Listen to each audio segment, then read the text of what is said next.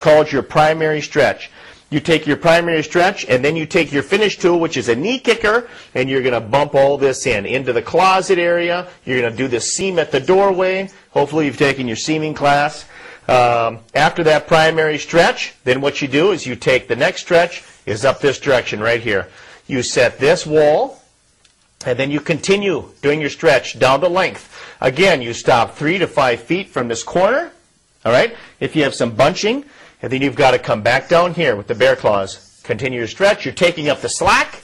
You stop maybe a couple feet from this corner, and you reposition your Behr Claws, and you finish off.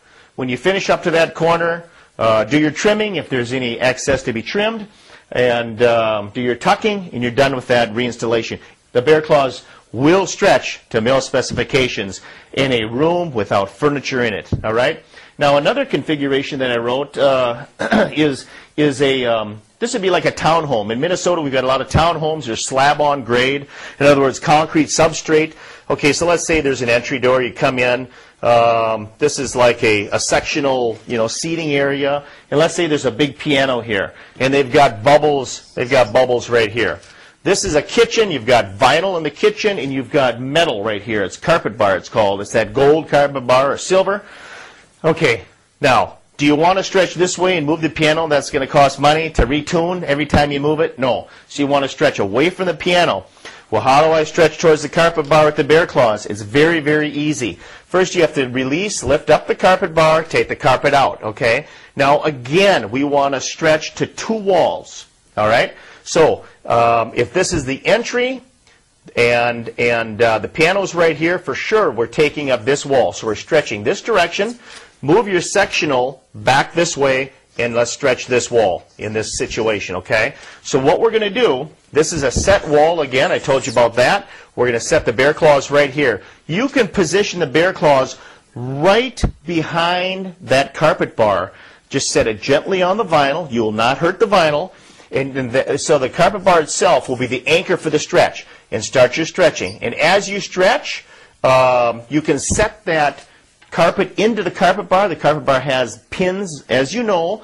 So you set it in there, move down, set it in, and you're taking up these length stretches here. Okay.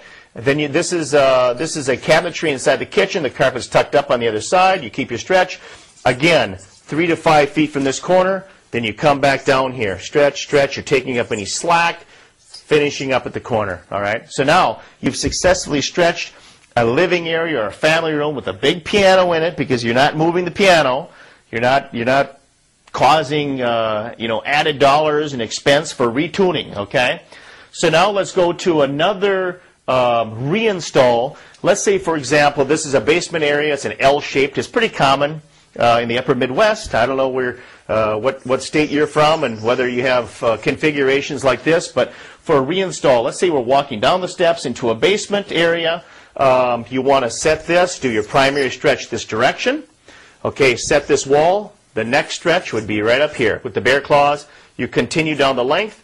You're going to have some bunching up. You come back up to here. All right, you're taking up that slack. And then when you get to this point, you may want to stretch so that you're equidistant from this particular set wall, and then come back here. Okay, again, 3 to 5 feet to this corner, and then finish up. Actually, as you do this stretch right here, then you want to, I'm sure you know, you want to set that wall. So that's it. I've given you 4 examples very quickly of reinstalls or restretching. If you have any questions, again, you can call us. We've got people on staff. I myself, I can help you. 1-800-645-4415. Look for your training, carpet restretching and repair classes at your local distributor. That's going to help you out. Again, you can do it. You make that extra money instead of farming it out and giving it away. Hi, my name is Jerry Behr. I'm going to give you a demonstration of a very simple basic room. This is going to be an original install, but you can use the same techniques for a reinstall or a restretching. So I'm going to start by installing in this corner right here. I'm going to cut and set the carpet and then do my primary stretch.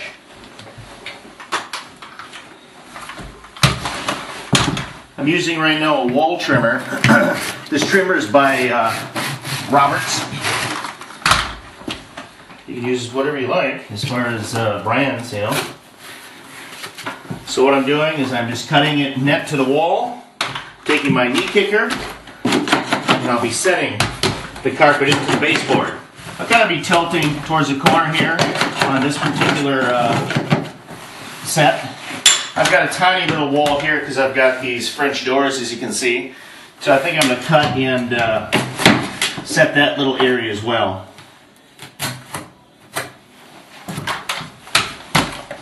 So once I have this corner set in, I'm ready for my primary stretch.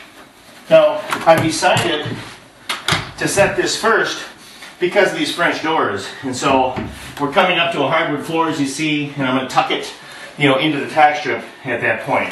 So I'll be doing my first stretch this direction.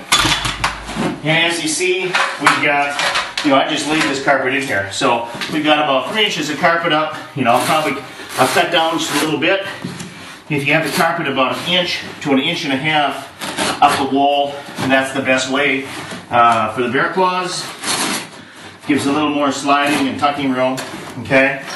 So when I place the Behr Claws, as you see, we're on a wood. This is a wood substrate. They've got 1 inch tack strip. I did not install this tack stripping. I just came on the job. We did a take up. We put down new padding, and that's the tack strip. Matter of fact, you know, every job you're on, you need to check the tack stripping, make sure it's secure. Okay. This tack strip appeared to be secure enough for what we need. Again, this is a small room. You know, we're talking about 12 by 12. So it's kind of cramped. Okay. So I've got the Behr Claws behind the tack stripping. If my camera guy can zoom in on that. See how it's behind? That's what the Behr Claws works from. So the tack strip is the hold for the entire stretch. Okay. So standard power head. When you've got Behr Claw set, this is how it should function. It should float above the carpet with assistance.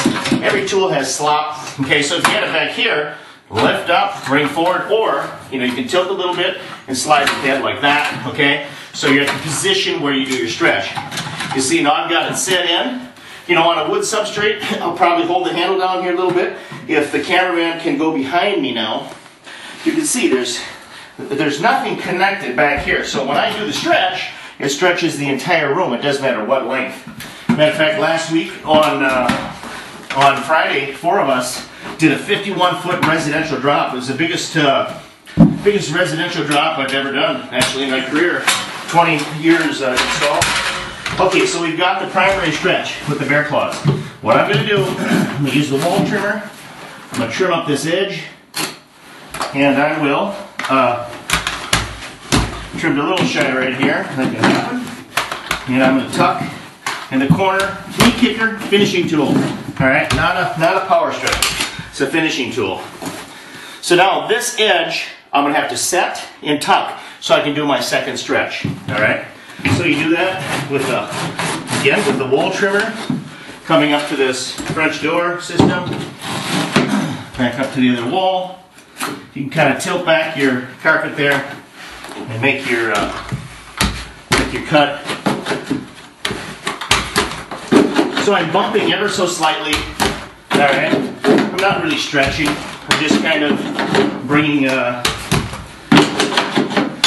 making sure that it's nice and flat. Okay. A lot of times you want to push your stair tool like this to set the carpet on the tack stripping. Kind of a method just to secure. The room's kind of cramped here, but I'm going to open up the French doors, and you can see this this hardwood floor. So I'm cutting right up to the hardwood. So I'll finish that cut off on both ends. You can turn the carpet backwards, you know, and cut from the back in little tight quarters like this. So then I'm going to give a bump with the knee kicker again to bring it up to this hardwood.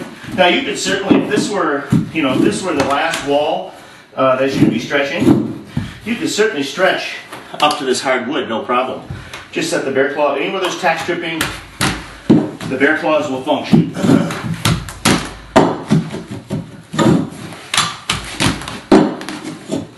So I'll finish my tuck on both sides here.